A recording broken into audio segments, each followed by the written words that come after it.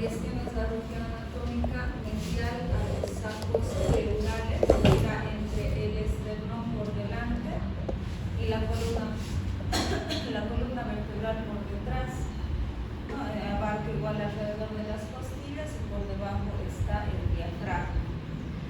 Como vemos en el dibujo, el mediastino se va a subdividir en dos regiones que son la parte superior y la parte inferior. Este plano va a ir por el ángulo external por delante y hacia atrás, hacia la T4 y T5, más o menos ese nivel. Se divide lo que es en superior e inferior. El mediastino inferior se va a dividir en lo que es el mediastino anterior, medio y posterior. Aquí vemos el plano en el cual se divide entre superior e inferior, ¿no? Del ángulo external hasta la T4 o T5 aproximadamente. Dentro de estos compartimentos vamos a encontrar diferentes estructuras. Tenemos en el mediastino anterior, ¿no? Que va desde el ángulo external, la superficie external profunda, el saco pericárdico y el diafragma. A nivel del mediastino medio vamos a tener el saco pericárdico y el corazón.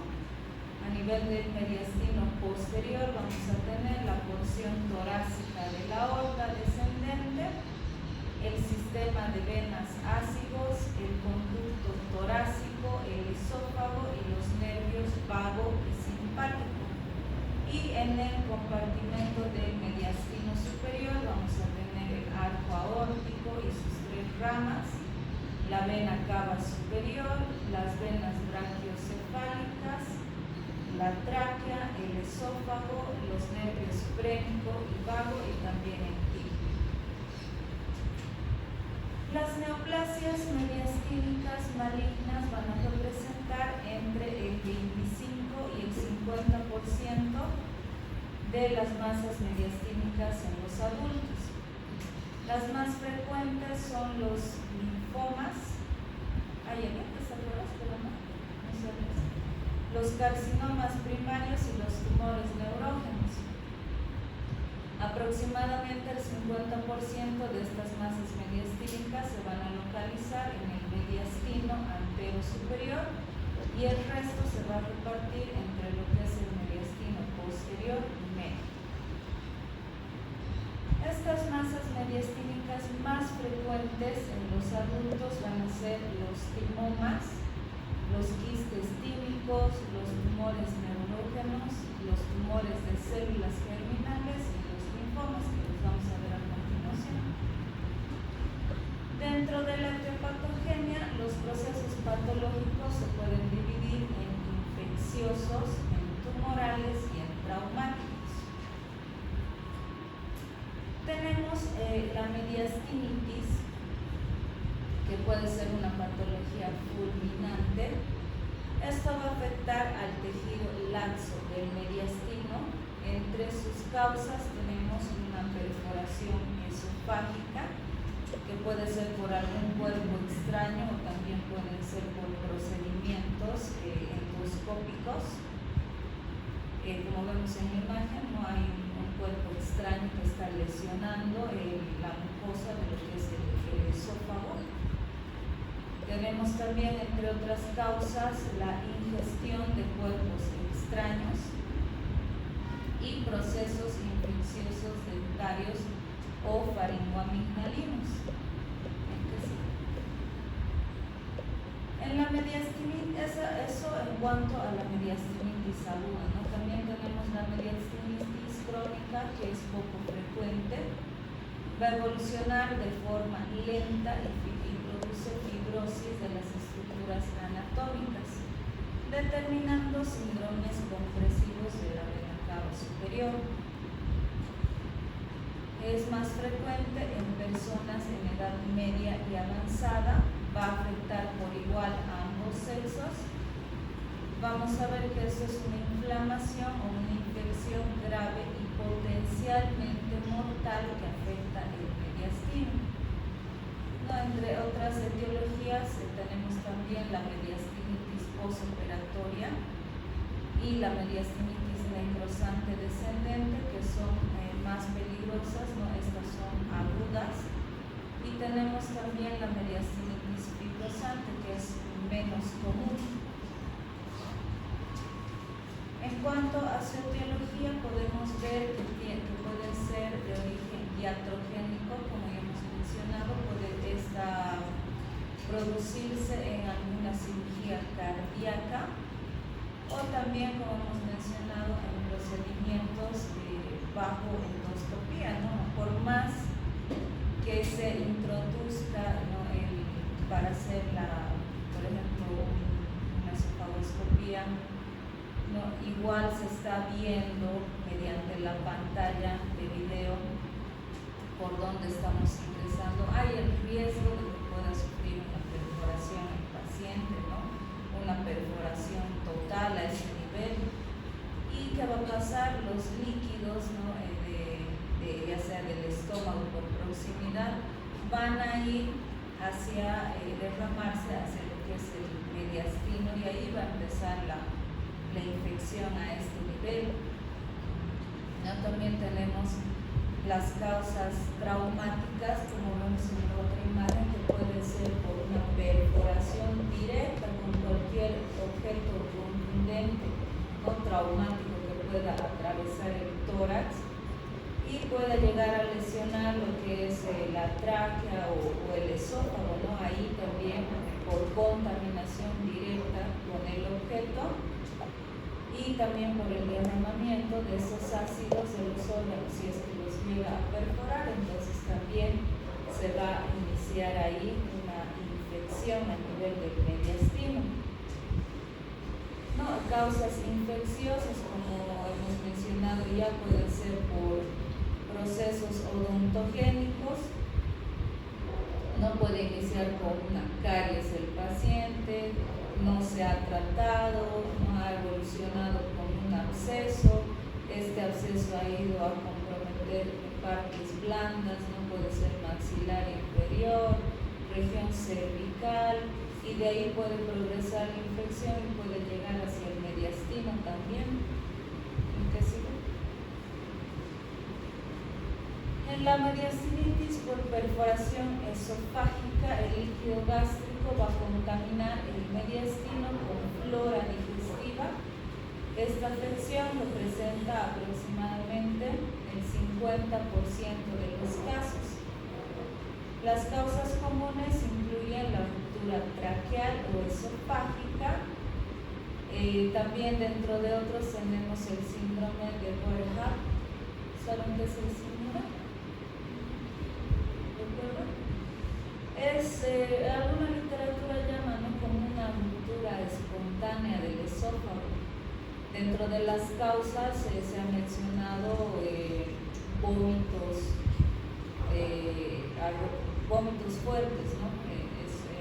Eso puede causar la ruptura completa de las capas del esófago, es decir, hay una perforación transmural en este síndrome, ¿no? También se menciona el de Mallory-Weiss, que es una ruptura, pero esto se va a dar también por vómitos fuertes que tenga el paciente, ¿no? Y se va a dar la ruptura a nivel de la parte interna, no va a ser completa como en el síndrome de Boerhaave.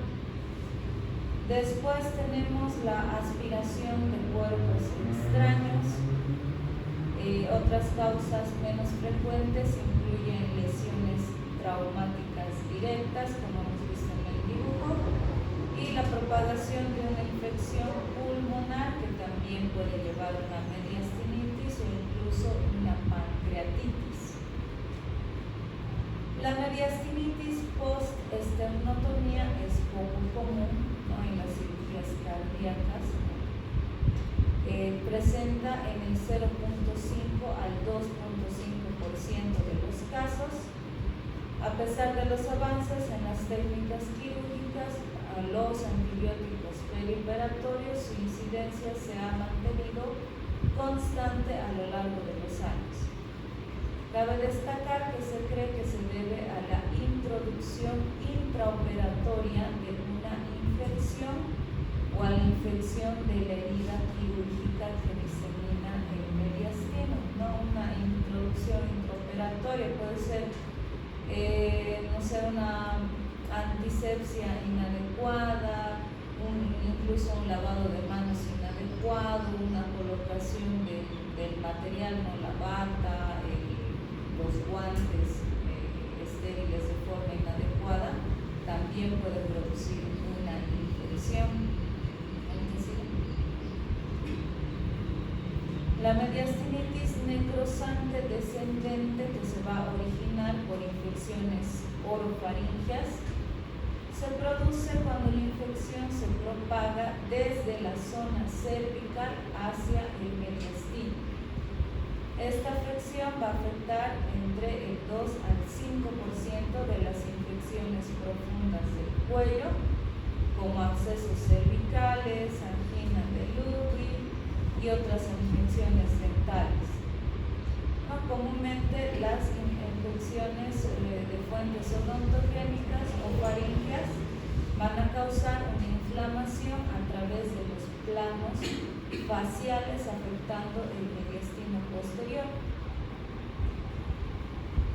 La mediastinitis fibrosante, aunque se considera idiopática, se ha asociado con procesos infecciosos y no infecciosos.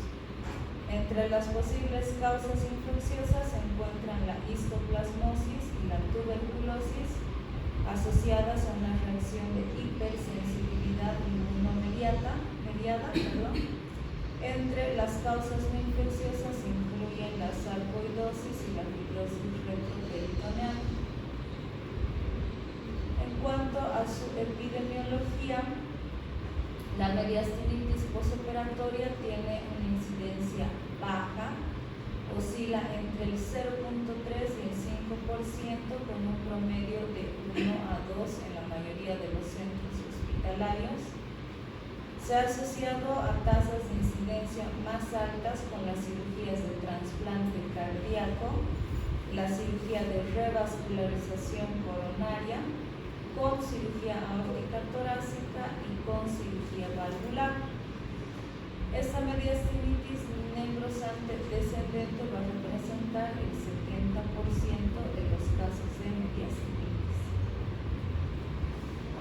Esta se va a deber, en cuanto a su fisiopatología, a una ruptura de las estructuras a nivel del mediastino, que puede ser con una lesión directa o secundaria a un proceso infeccioso agudo.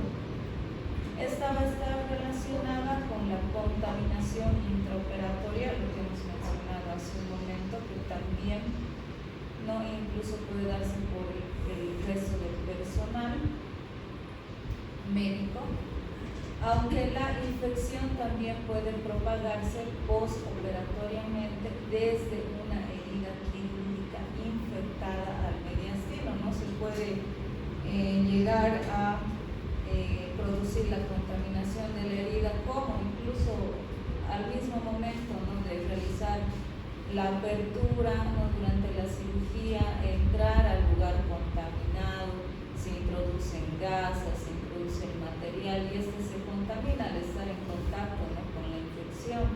Y una vez que nosotros retiramos por el lugar donde hemos abierto, por la incisión, ahí también se puede dar la contaminación hacia la herida, Entonces, si no se controla esta infección, si no nos percatamos, si no hacemos una revisión de la herida infectada, esta va a ir avanzando y nuevamente puede llegar a propagarse hacia el mediastino.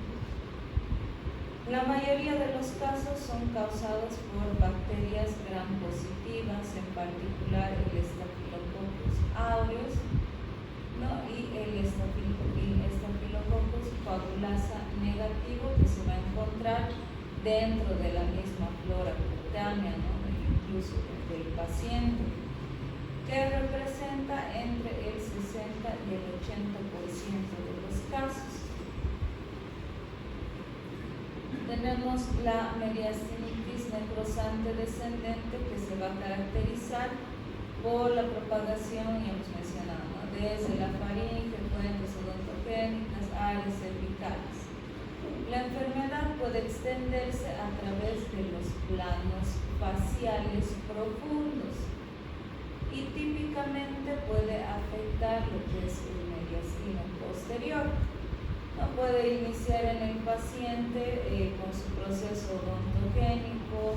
Luego, como vemos en la imagen, puede aparecer celulitis en la región, ¿no? En la piel donde está afectado. Posteriormente puede haber una formación de absceso, ¿no? Y esta, si es que no se trata, el paciente no viene a la consulta, se puede complicar, incluso entrando en una sepsis o una necrosis también de los tejidos de esta región, ¿no? Y puede ser fulminante para el paciente, puede tener un desenlace fatal. La infección polimicrobiana va a representar aproximadamente el 58% de los casos y el resto se debe únicamente a microorganismos gram positivos como Streptococcus y los anaerobios.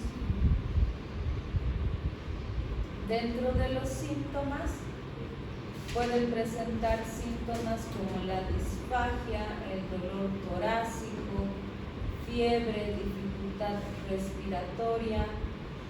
Obtener una historia clínica completa es primordial en estos pacientes, ¿no? Que incluyan cirugías, infecciones recientes, ¿no? Para evaluar los posibles factores de riesgo, como ser diabetes, obesidad, tabaquismo, insuficiencia renal e inmunodepresión. La exploración física de pacientes con sospecha de mediastinitis suelen incluir inestabilidad a nivel del esternón, supuración de la herida, dolor a la palpación. Se debe considerar la mediastinitis en pacientes con una recuperación postoperatoria lenta, sin alguna causa aparente, tomando en cuenta también por qué se ha internado el paciente para poder sospechar de esto. Aunque la mediastinitis puede presentarse hasta un año después de la cirugía o más, la mayoría de los casos se presenta dentro de los días posteriores a la misma. Dentro de las pruebas de imagen que podemos solicitar son una radiografía posterior-anterior y lateral, ¿no? Como vemos en las flechitas, donde nos va a mostrar que hubiera alguna colección. Después también podemos, como en la radiografía del lado, que está en la parte superior, hacia el lado derecho de ustedes, ¿no? ¿Qué pueden observar ustedes? ¿Qué les llama la atención?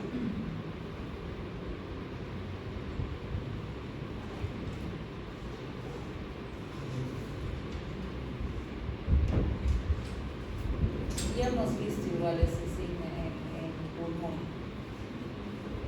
¿Qué les llama la atención?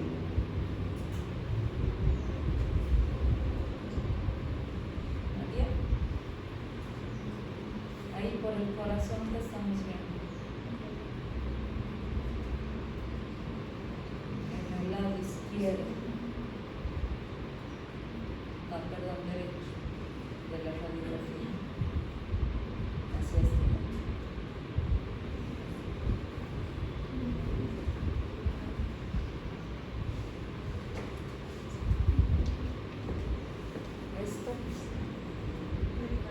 Aquí está el corazón.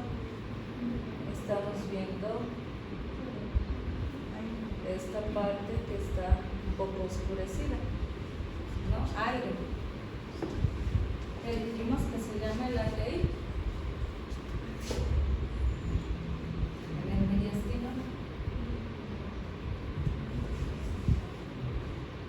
Nervo mediastino, pues. Ay, chicos. Ya.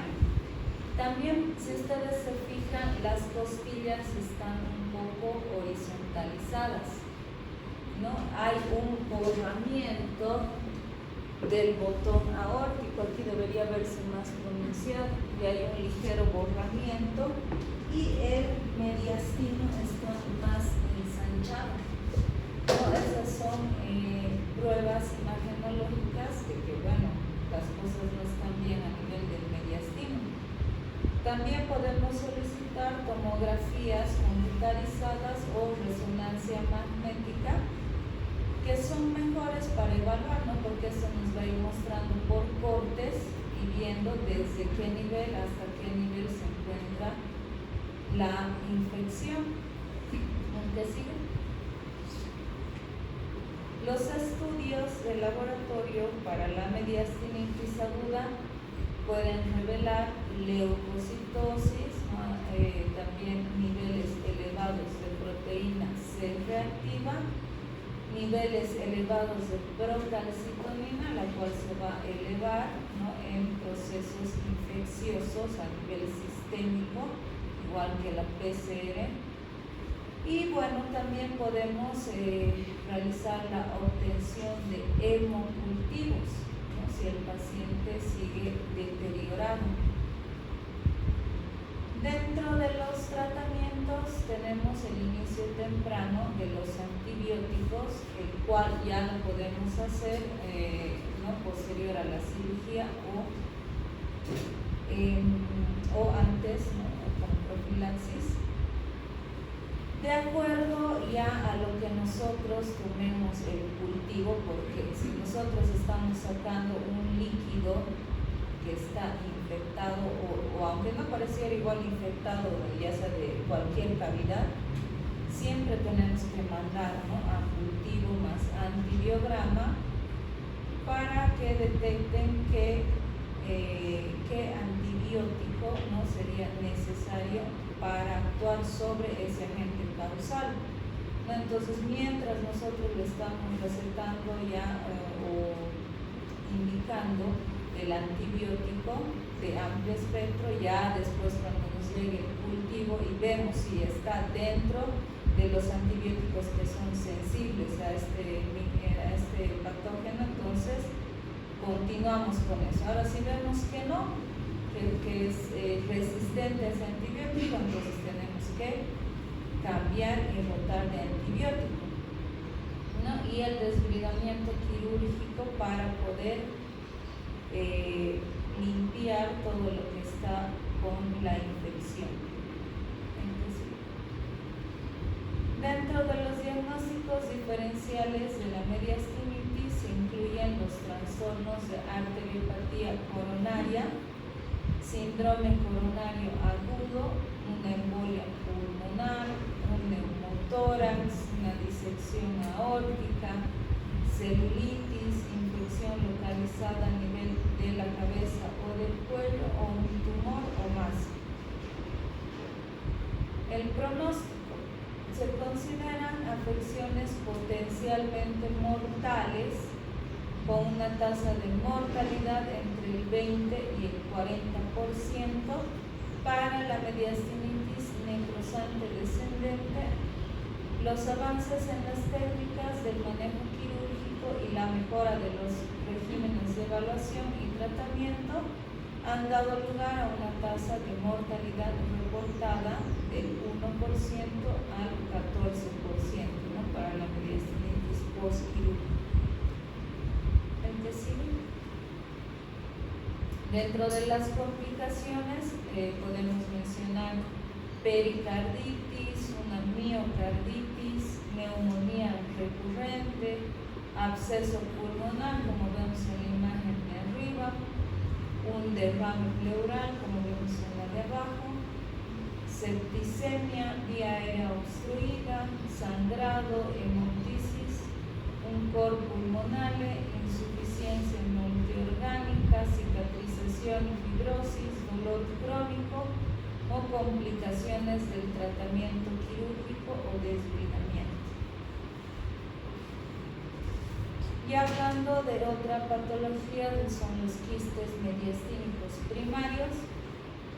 Estas representan el 20% de las masas a nivel del mediastino. Estos quistes se van a caracterizar por el órgano de origen y pueden ser broncógenos, pericárdicos, entéricos, típicos o de carácter inespecífico. Más del 75% de estos pacientes son asintomáticos y estos tumores no suelen causar morbilidad.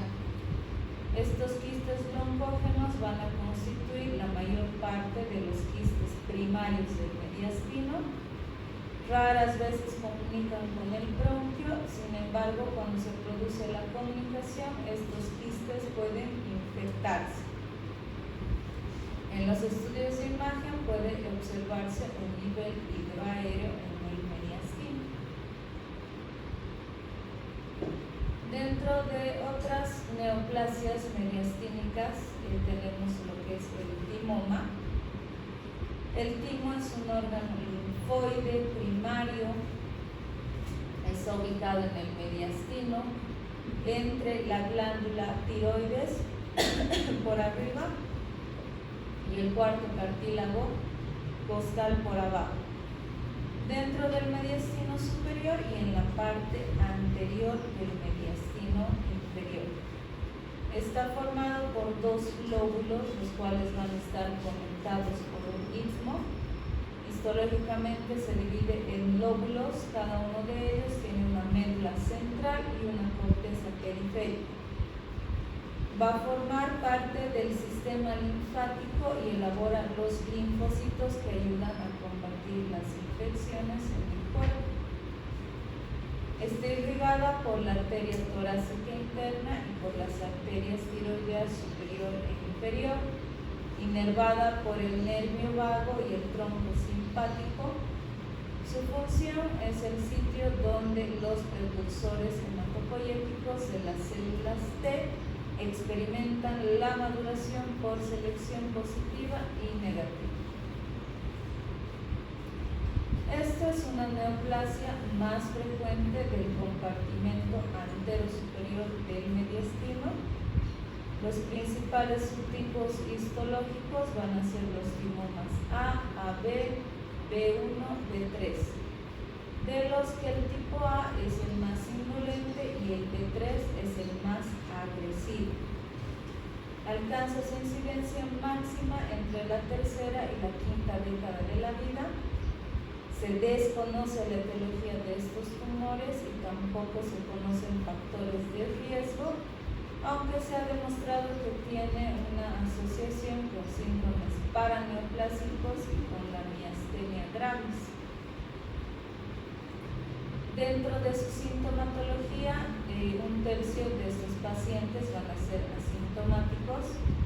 La forma clínica más frecuente de presentación es con dolor torácico, tos, el paciente va a presentar disnea, ronquera, fiebre, sudoración nocturna y también pérdida de peso. El más frecuente de sus hallazgos va a ser la miastenia grave. Es una enfermedad autoinmunitaria, o las enfermedades autoinmunitarias paraneoplásicas se van a caracterizar por signos y síntomas que se presentan cuando el sistema inmunitario ataca no solo las células cancerosas, sino también las células normales. ¿Y qué se va a ver en la miastenia gravis en un paciente?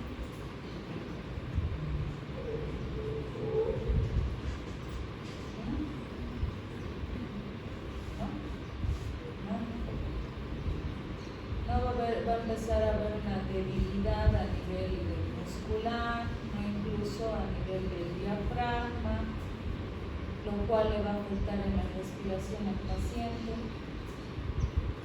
El síndrome de la vena cava superior, va a haber una obstrucción a nivel de esta vena, lo cual va a producir, como vemos en la imagen, es el mismo paciente, solo que una va a estar con la facies abotagada debido a esta obstrucción. No va a haber un retorno venoso, ¿no?, a nivel de la cara, del cuello y también de las extremidades superiores por esta obstrucción.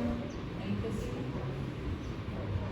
Aquí tenemos la estadificación del timoma, ¿no? De acuerdo al P, N y M. Vamos a pasar. En el estadio 1, el cáncer se encuentra solo en el timo. Todas las células cancerosas van a estar dentro de la cápsula que rodea al timo. Está el estadio 2. El cáncer se disemina a través de la cápsula hacia la grasa que rodea el timo o hacia el revestimiento de la cavidad torácica. Está el estadio 3. El cáncer se va a diseminar a los órganos cercanos en el tórax, como el pulmón, el tejido que rodea el corazón o los vasos sanguíneos grandes que llevan sangre al corazón. En el estadio 4 se va a dividir en estadio 4A y 4B según el lugar donde se diseminó el cáncer. En el estadio 4A el cáncer está muy diseminado por los pulmones o a nivel del corazón. En el estadio 4B el cáncer se disemina hacia la sangre o el sistema linfático.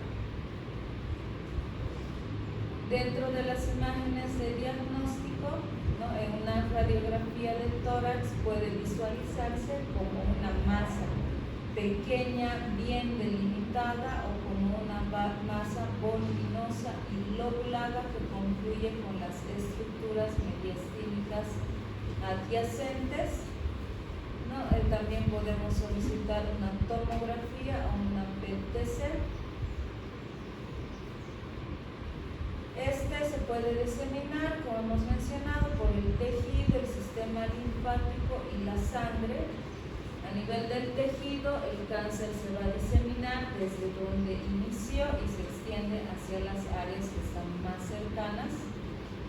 A nivel del sistema linfático, igual se va a diseminar donde inició y va a entrar a este sistema linfático a través de los vasos linfáticos, ¿no? Que ya hemos visto que se encuentran en varias partes del cuerpo. A nivel de la sangre, se va a iniciar, ¿no?, en el punto donde comenzó y va a entrar hacia la sangre por los vasos sanguíneos. En cuanto al tratamiento, desde el punto de vista quirúrgico, los timomas se pueden resecar por completo en pacientes que presenten esta tumoración pequeña y totalmente encapsulada.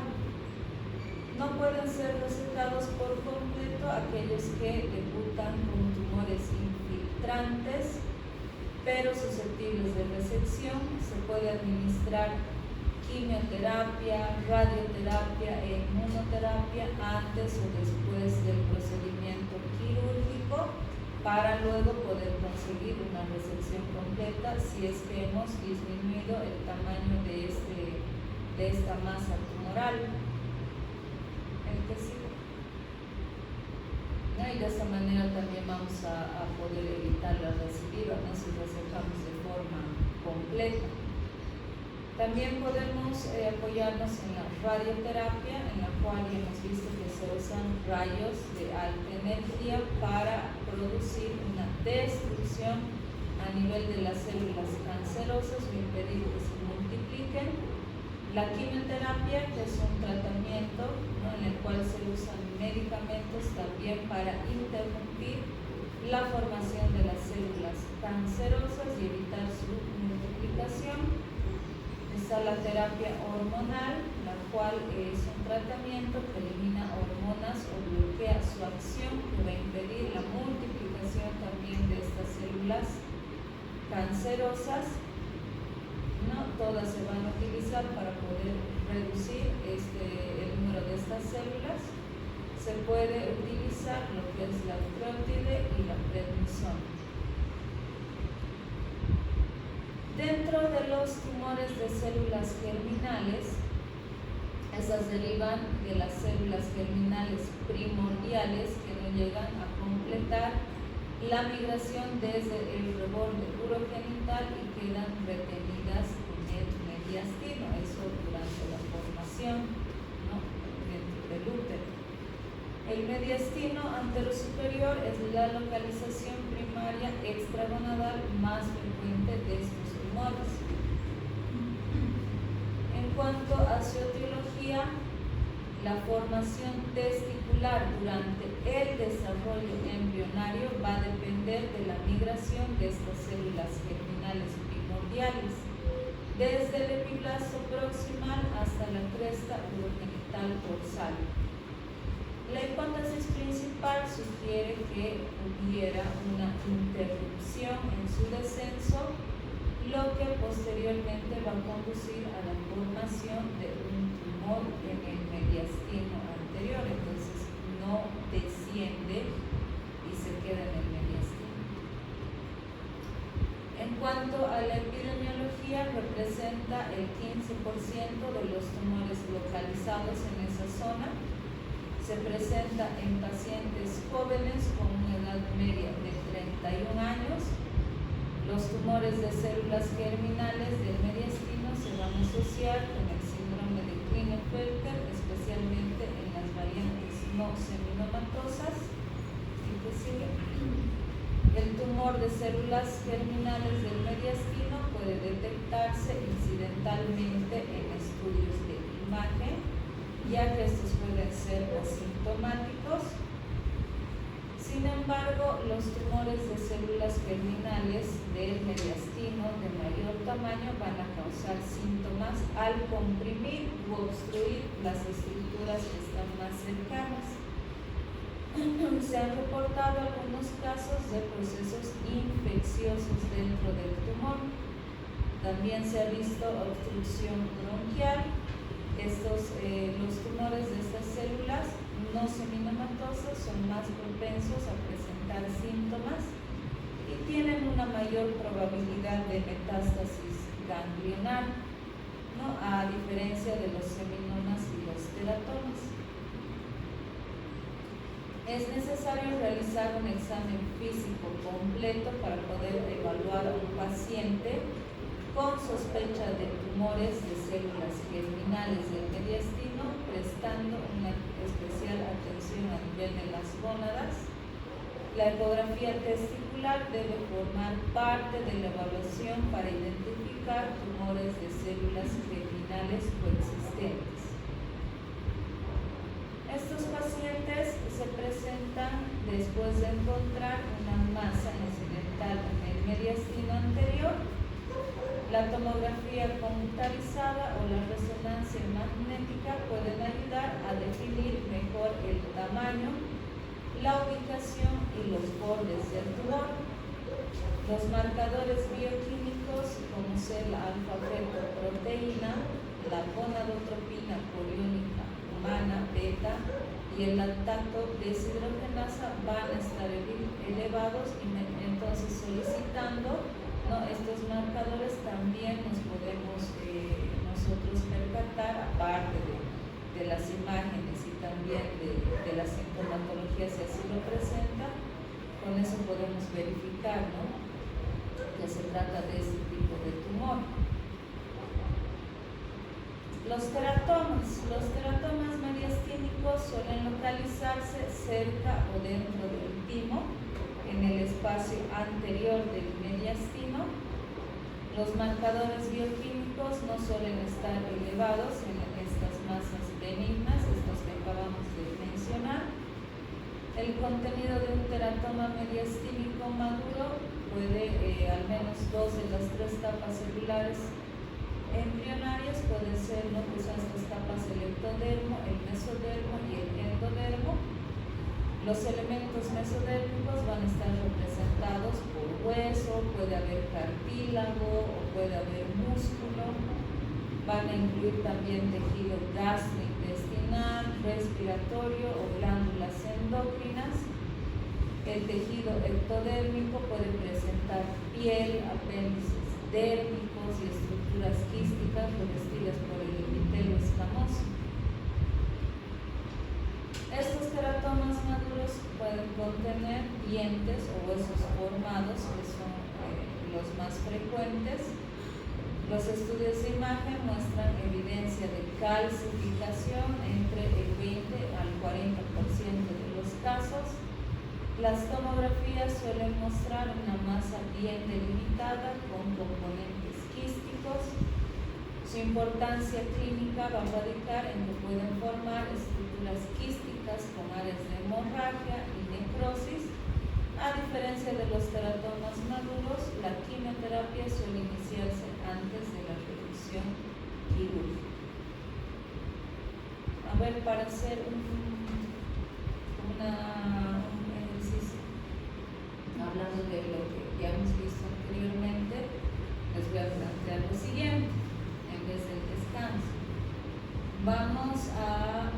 Nosotros vamos a simular, ¿no?, que ustedes que están atendiendo un paciente, ha llegado un paciente que es de género masculino, vamos a ver, de 36 años de edad, ha ingresado con dolor a nivel del tórax, está con fiebre, está con diaforesis.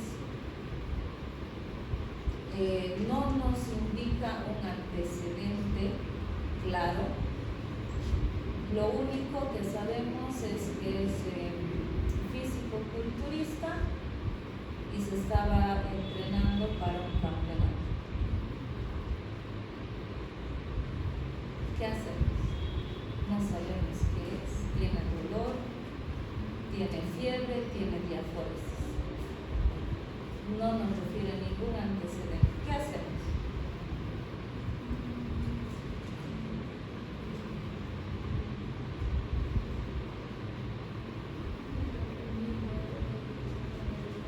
Ya le va a pedir a su compañera una placa de tórax.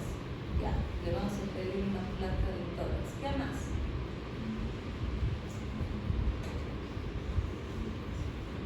Eso ya tienen que empezar a razonar. Cuando entran a su internado, eso es lo que tienen que hacer. Entonces, si no tenemos datos claros, ¿qué es de rutina lo que tenemos que pedir? Un examen de laboratorio, le va a incluir lo que es hemograma completo y todo lo demás que ya sabemos, que hemos mencionado previamente en otra clase anterior. Ya. Bien, entonces han llegado los resultados. El laboratorio está con una leucocitosis, más de 15.000, con desviación a la izquierda. No, en la radiografía del tórax estamos viendo neumomediastino. ¿Y ahora qué hacemos? La paciente está en mal estado general, no puede comer. ¿Qué vamos a hacer con este paciente?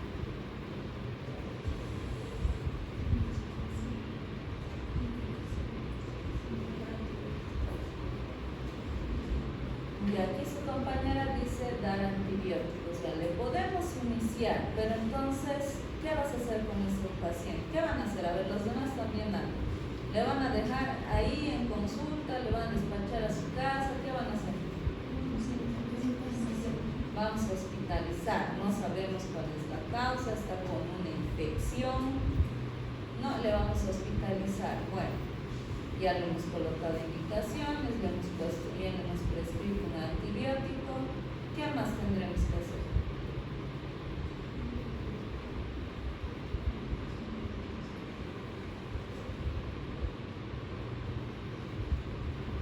¿Qué otros estudios le podemos hacer? Ya le hemos hecho una placa de tórax. ¿Ah? Una tomografía, le vamos a pedir una tomografía de tórax, ¿no? Podemos pedir una contrastada. Y bien, entonces vamos a ver ahí también que, y vamos a suponer que la radiografía igual de tórax hemos visto que había derrame. Y en la tomografía, como se puede ver la densidad, los imagenólogos nos pueden ayudar con eso. El imagenólogo nos dice que es un empiema del lado derecho, vamos a suponer. ¿Qué vamos a hacer?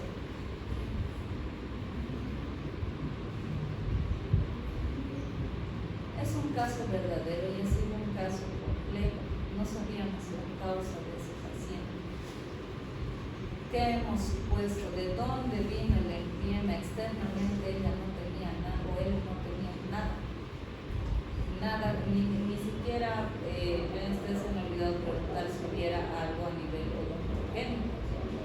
No tenía nada, todo estaba bien. Y sin embargo estaba el neumomediastino, sin embargo estaba el empiema pleural, ¿no? ¿Qué se tendría que hacer en este caso? ¿Cuál es el tratamiento? ¿Cómo?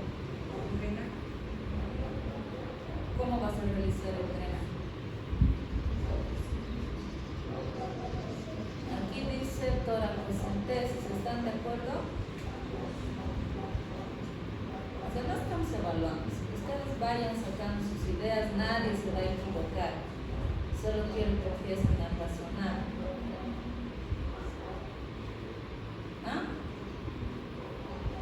¿Qué dices? ¿Cuál? Siempre el tratamiento. Ajá. Entonces le da un piso de tratamiento. Ya hemos dicho. Pero ¿qué vamos a hacer con ese empiema? No lo podemos dejar ahí. Y hay neumomediastina, hemos dicho. Entonces no vamos a considerar tanto hacerle toracocentesis, porque se acuerdan que hemos dicho que aparte cuando hay empiema, o es con una limpieza quirúrgica o es con un tubo pleural, pero de ancho calibre, ¿no? Porque es denso el capuz. Entonces por uno delgadito no va a salir. En este caso, entonces, ¿qué vamos a hacer? Ya podemos hacer una toracotomía o una videotoracoscopia, dependiendo, ¿no? Entonces vamos a drenar mediante el procedimiento quirúrgico toda la pus. ¿Qué más podríamos agregar antes tal vez de realizar la cirugía? ¿Algún estudio complementario antes? No todavía.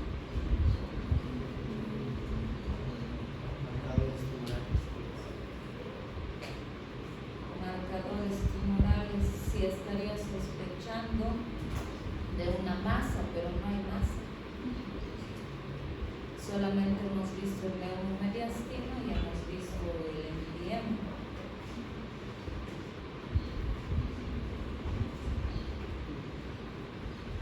¿En qué están pensando de diagnóstico? Aparte de lo que mencionamos, con eso, ¿en qué estarían pensando de lo que hemos acabado de ver? Una mediastinitis, sí. ¿Y cuáles son las causas que hemos dicho? Ya, procesos odontogénicos. ¿Qué más? Infecciones, pero eso a causa de los procesos. ¿Qué más? Traumatismos directos. ¿Qué más?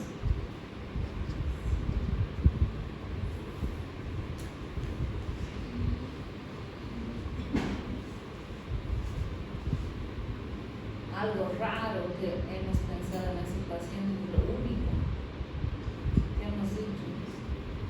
¿Qué? ¿Ahora escuchar?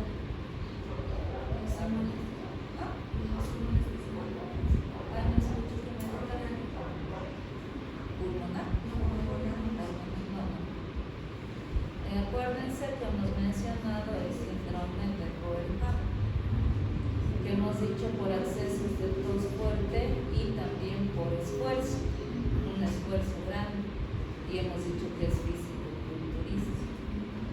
Entonces, esa es la única causa que nosotros hemos podido determinar, que podía haberse hecho un pequeño desgarro, tal vez milimétrico, que se ha cerrado, pero que eso ha iniciado la infección. No hemos visto ninguna otra causa, eso es algo raro. Bien, eso para que despierten. Entonces, ¿qué hacemos? Hacemos la cirugía, la antibiótico-terapia, y aquí su compañera mencionaba hemocultivos. Los hemocultivos, tal vez si es que hemos hecho ya la cirugía, hemos drenado, pero el paciente sigue con fiebre, no hay nada tal vez en las imágenes, ¿no? Entonces necesitamos ver otra causa que estuviera provocando la infección. ¿Y cómo se hacen estos hemocultivos?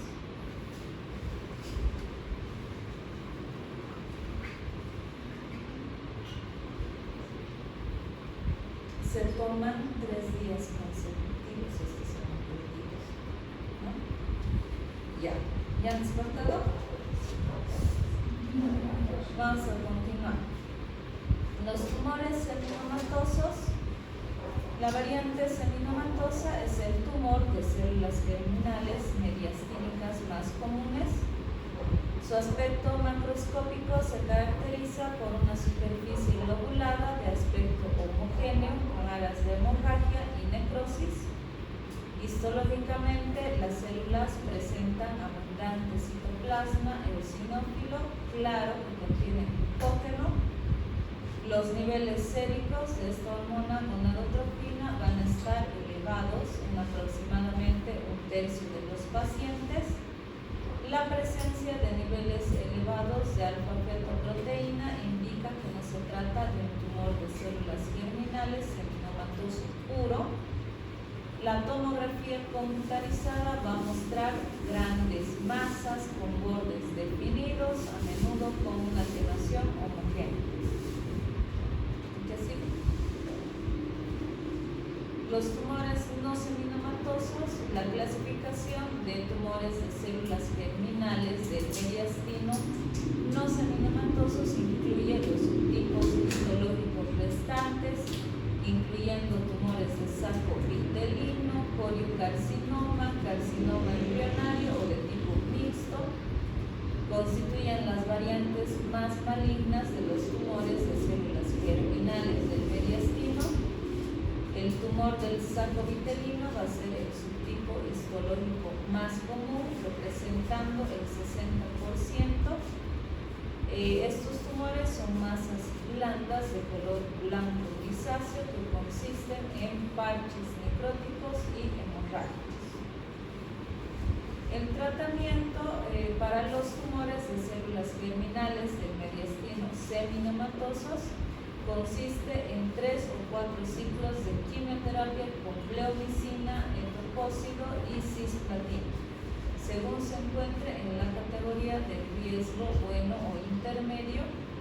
Para tumores de alto riesgo no seminomatosos, la terapia de primera línea generalmente implica quimioterapia seguida de resección quirúrgica del tejido residual.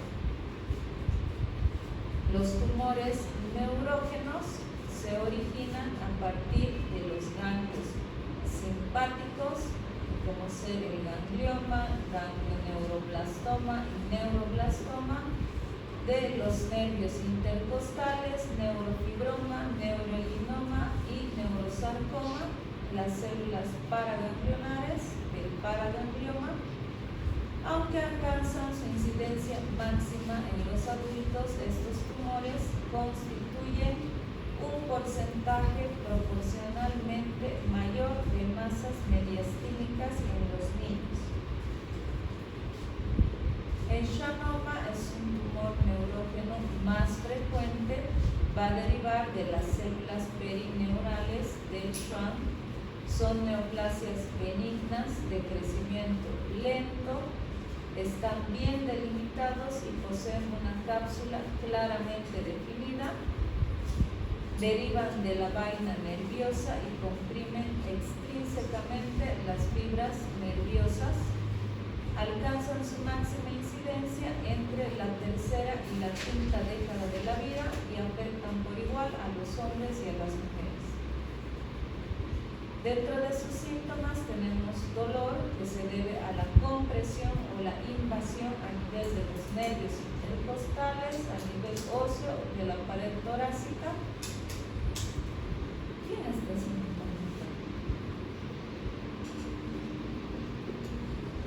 La compresión del árbol traqueobronquial va a producir tos, disnea e invasión del plexo braquial. La cadena simpática cervical causa el síndrome de Pampas y el síndrome de Horner. El neuroblastoma, ¿no? Vemos una imagen donde está señalando la flechita, se origina a partir del sistema nervioso simpático. La localización más frecuente es el retroperitoneo. Un 10 a 20% de estos tumores son fundamentalmente mediastínicos. Son neoplasias invasivas que frecuentemente metastatizan antes de su diagnóstico. La mayoría de estos tumores afectan a niños de 4 años o menos. El tratamiento depende de la enfermedad. En el estadio 1 se puede realizar lo que es la excisión quirúrgica. En el estadio 2, la excisión y la radioterapia. En el estadio 3 y 4, el tratamiento multimodal con reducción quirúrgica, radioterapia y poliquimioterapia. Están los tumores ganglionares, que son benignos, se desarrollan a partir de la cadena simpática y están constituidos por células ganglionares y fibras nerviosas. Estos tumores se manifiestan generalmente a una edad muy temprana y son los tumores neurógenos más frecuentes durante la infancia. Se localizan en la región paravertebral, están bien encapsulados y al cortarlos transversalmente suelen presentar zonas de degeneración quística. La excisión quirúrgica resulta curativa. El paraganglioma mediastínico son tumores infrecuentes, representan menos del 1% de los tumores mediastínicos. La mayoría se va a localizar en el surco paravertebral, aunque los feocromocitomas suprarrenales suelen sintetizar adrenalina y noradrenalina. Los paragangliomas extrasuprarrenales raras veces secretan adrenalina. La resección quirúrgica representa el tratamiento óptimo. Los linfomas, el linfoma primario de mediastino es un linfoma difuso de células grandes de tipo B que se presenta con mayor frecuencia entre la tercera y la cuarta década de la vida, con predominio en las mujeres. Se considera una emergencia oncológica ya que el crecimiento rápido compromete la vía aérea y puede provocar el síndrome de la vena cava superior. Representa del 2 al 3% de los linfomas no Hodgkin. Dentro de sus síntomas vemos que puede presentar disnea de pequeños a mediados esfuerzos, tos, dolor torácico, disfagia, aumento de volumen en los miembros superiores. El tumor va a estar conformado por células grandes de características nucleares variables simulando centroblastos, algunos núcleos multilobulados y de citoplasma claro. El tratamiento óptimo para estos tumores no ha sido establecido. En la práctica clínica se siguen haciendo pruebas. Hasta ahora se puede decir que el tratamiento depende del estado general de salud del enfermo antes del diagnóstico. Los tumores endócrinos, vamos a mencionar brevemente los tumores tiroideos. Es bastante frecuente observar la extensión subesternal de un hueso cervical. Los tumores tiroideos totalmente intratorácicos son poco frecuentes y representan solo el 1% de todas las masas mediastínicas. ¿No? Si estos son intratorácicos, hemos visto, ¿no?, que se tendría muchas veces que realizar tal vez una esternotomía. Estos tumores derivan del tejido tiroideo heterotópico que aparece especialmente en el mediastino anterosuperior, pero que pueden hacerlo también en el mediastino medio, entre la tráquea y el esófago, y en el mediastino posterior. Las extensiones subesternales del bocio cervical suelen resecarse también por vía cervical, si no están muy extendidos. Los tumores paratiroideos, en la mayoría de los casos, estos se localizan en el mediastino anterosuperior, incluidos en el polo superior del timo o cerca del mismo. En pacientes con hiperparatiroidismo persistente, tras una exploración cervical, está indicada una exploración mediastínica a través de una esternotomía media o una toracoscopía si los estudios de localización indican presencia de tejido paratiroideo residual en el mediastino. Acuérdense, ¿no? Dijimos que había lugares ectópicos de la glándula paratiroides. Aquí siguen. Los tumores neuroendocrinos del mediastino y los carcinoides se desarrollan a partir de las células de Purkinje presentes en el timo. Afectan generalmente a hombres de 40 y 60 años de edad y suelen localizarse en el mediastino anterosuperior.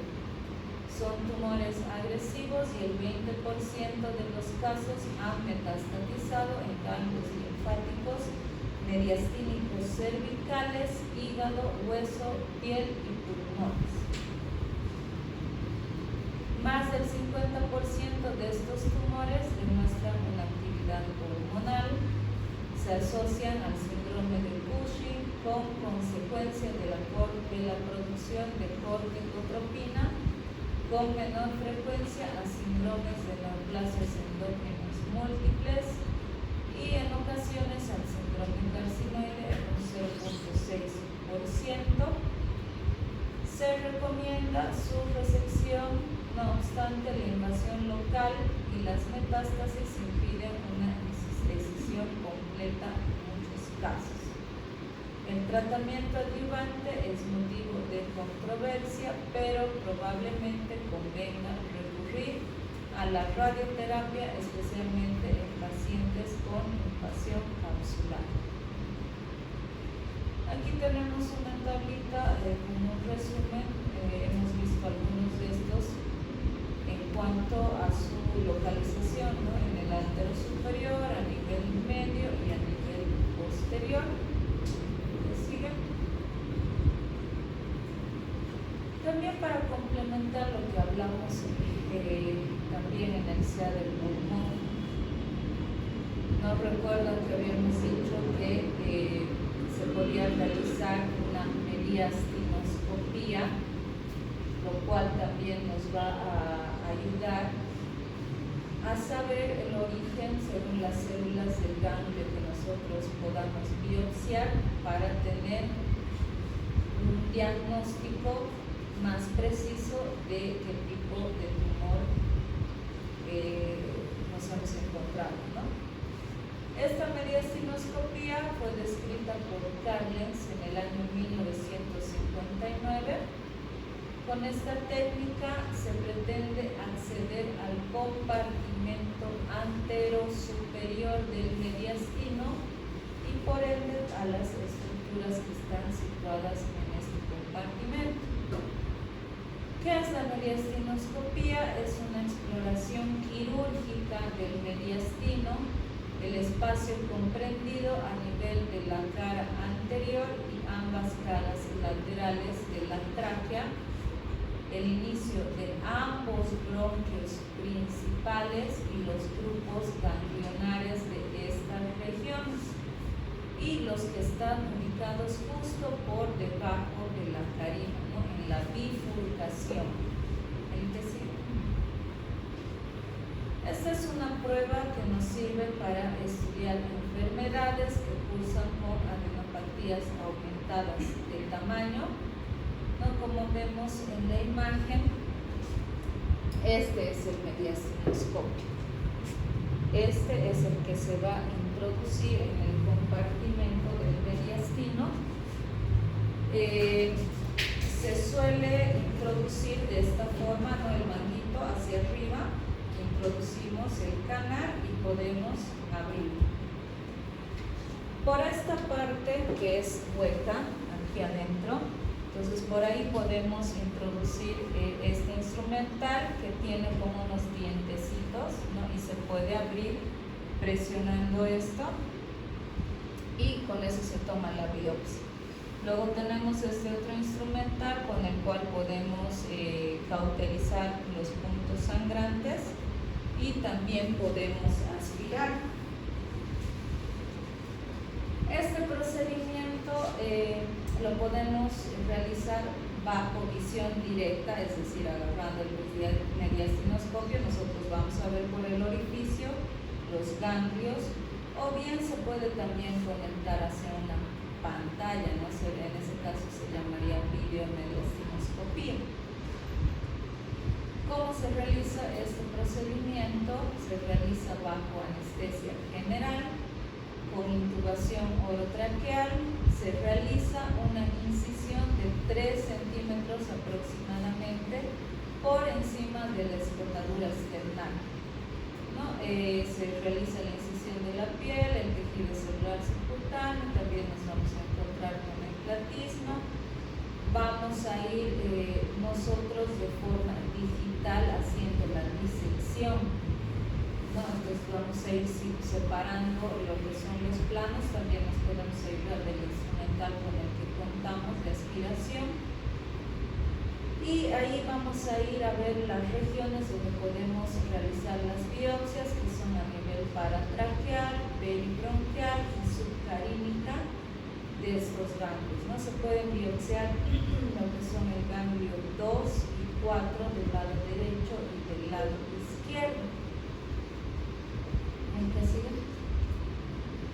Tanto la mediastinoscopía convencional como la asistida por video permiten la exploración bilateral de estos ganglios, ¿no? Ya hemos mencionado el 2 derecho, 2 izquierdo, 4 derecho, 4 izquierdo. Los subcarínicos anteriores tienen acceso limitado a los ganglios situados en la región posterior de la carina y aorto pulmonar. Puede haber complicaciones de sangrado debido, ¿no?, a la región. Fíjense hasta dónde estamos llegando. Puede haber, podemos lesionar, puede haber sangrado y si fuera el caso y no se puede controlar, se tendría que realizar una esternotomía para revisar y controlar la hemorragia. ¿En qué sigue? Ponle play. Ahí es el lugar donde nosotros vamos a acceder para que ustedes se puedan dar un poco más de cuenta.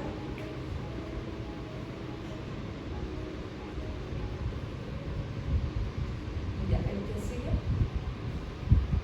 Estamos volviendo de lo mismo. Ponle play. No, ahí se está, no sé si se puede ver. Ahí estamos haciendo la incisión, tomando en cuenta como punto anatómico la horquilla external. Vamos a hacer la disección de los planos de forma digital para tratar de evitar lesionar las estructuras. Ahí estamos viendo lo que ven llevados a la tráquea. Y tenemos que ir a buscar los ganglios, ¿no? Van a ver que va a aparecer algo de coloración medio negruzca.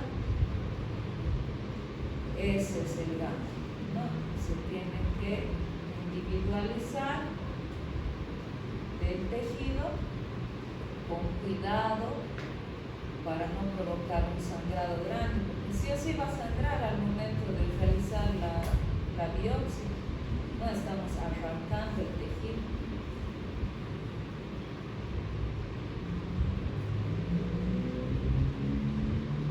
Entonces con nuestro mismo instrumental vamos a ir disecando. Y ahí agarramos un pedacito. También se puede irrigar con solución. Por si es que no estamos teniendo una visibilidad adecuada, entonces podemos irrigar, volver a hacer el control de la hemostasia, ¿no? Tiene que estar bien controlado, no podemos dejar nada sangrando ahí. Entonces hacemos un control, El control de la hemostasia realizamos y nuevamente con el mismo mediacinoscopio, ¿no? Vamos retirando lentamente y vamos viendo el tejido alrededor. Si no hay ningún sangrado y ya tenemos nuestros ganglios biopsiados, ¿qué ganglios dijimos?